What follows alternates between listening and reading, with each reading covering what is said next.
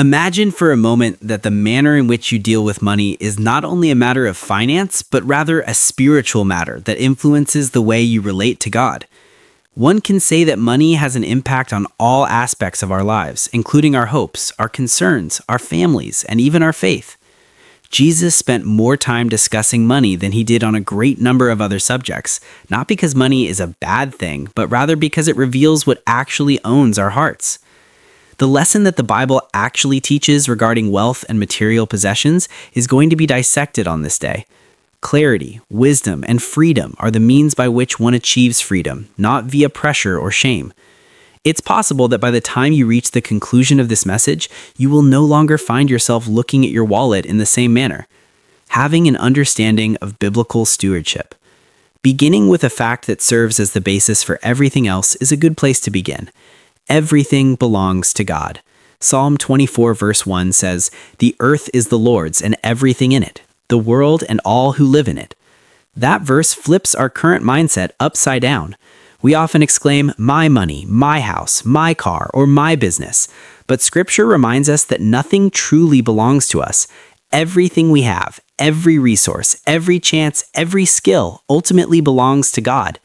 In the Bible, stewardship involves managing something that belongs to someone else. You are not the owner. You are the manager. And when you consider yourself as a steward instead of an owner, it impacts how you spend, save, contribute, and even worry. Think of it this way. If a close friend entrusted you with their house while they were away, you wouldn't ruin it or misuse it. You'd take care of it because it's not yours. In the same manner, God has entrusted us with resources, expecting faithfulness, not perfection. Luke 16:10 says, "Whoever can be trusted with very little can also be trusted with much." How we handle money now often reveals how ready we are for what God intends to entrust to us tomorrow. Money is a tool, not a master. One of the most misunderstood Bible texts about money is 1 Timothy 6:10. It adds, "For the love of money is the root of all kinds of evil." Notice what it doesn't say. It doesn't suggest money itself is wicked. The problem is liking money, depending on it, trusting it, or letting it control your decisions. Jesus remarked in Matthew 6:24, "No one can serve two masters. You cannot serve both God and money." Money is a tremendous tool. It may bless families, support ministry, feed the hungry, and open doors for the gospel. But if money becomes your master, once it dictates your tranquility, identity, or worth, it becomes a spiritual problem. Modern life continually convinces us more money would fix everything, but Ecclesiastes 5:10 warns us, "Whoever loves money never has enough. The appetite for more is never fulfilled." Biblical stewardship teaches us to use money without being used by it. Contentment, the lost key. In a world driven by advertisements, social media, and comparison, contentment feels almost rebellious. Hebrews 13:5 states, "Keep your lives free from the love of money and be content with what you have, because God has said, 'Never will I leave you, never will I forsake you.'" Notice the connection. Contentment is not based on how much you have, but on who is with you. Paul grasped this profoundly in Philippians 4:1-12. He said he learned to be content whether he had plenty or little. Contentment is learned, not instinctive. When you're content, money loses its influence over your emotions. You stop chasing stuff to prove your worth. You begin to rest in God's supply instead of stressing over comparison. Contentment doesn't mean lack of ambition. It signifies your joy is not bound to goods. Giving, the heart of biblical stewardship. God's pattern of generosity. From Genesis to Revelation, God reveals himself as a generous provider. John 3:16 states, "For God so loved the world that he gave." God didn't merely preach generosity, he modeled it.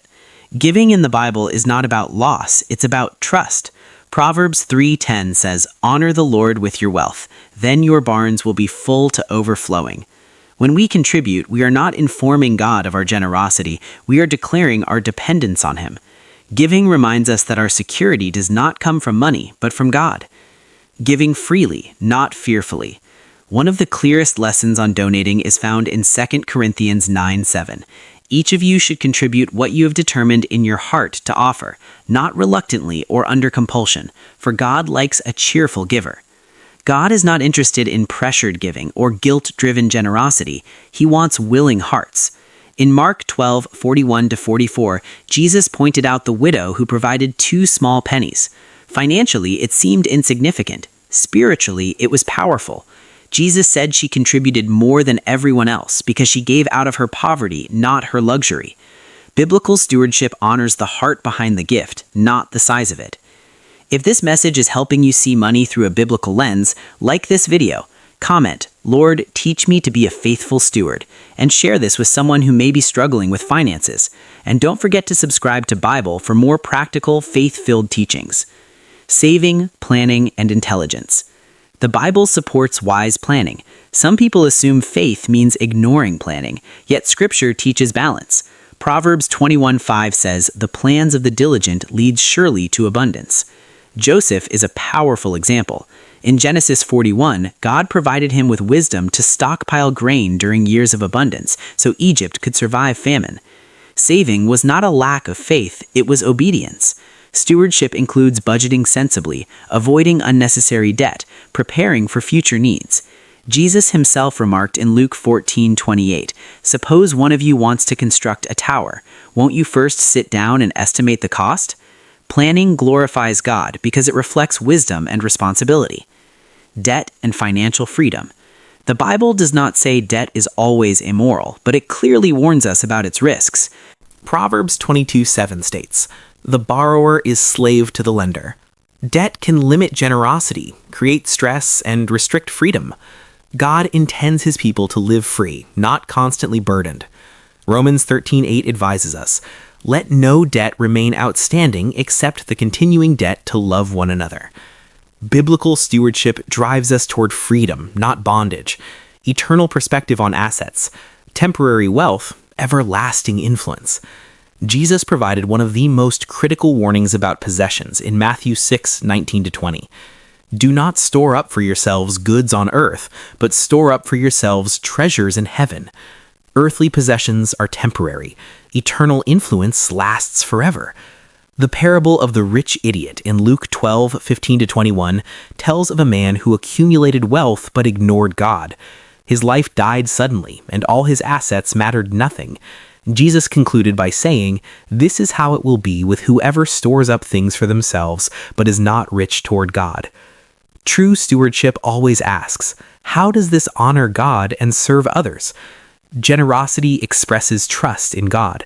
Luke 6:38 states, "Give and it will be given to you, for with the measure you employ, it will be measured to you." This is not a formula to manipulate blessings. It's a principle of trust. When you give generously, you are saying, "God, I trust you to provide." God's economy works differently than the world's. In God's kingdom, generosity multiplies impact. Biblical stewardship is not about how much you have. It's about how you manage what God has entrusted to you. We've learned that God owns everything, and we are his caretakers. Money is a tool, not a master. Contentment frees us from greed. Giving reflects trust and worship. Wise planning respects God. Eternal perspective keeps our hearts linked. When money is surrendered to God, it becomes a blessing instead of a burden. If this message blessed you today, like this video. Remark, "Lord, help me be a faithful steward," and share this with someone who needs biblical insight about money. And don't forget to subscribe to Vivora for more biblical, practical, and life-changing teachings. May God guide your hands, guard your heart, and use what you have for his glory. God bless you.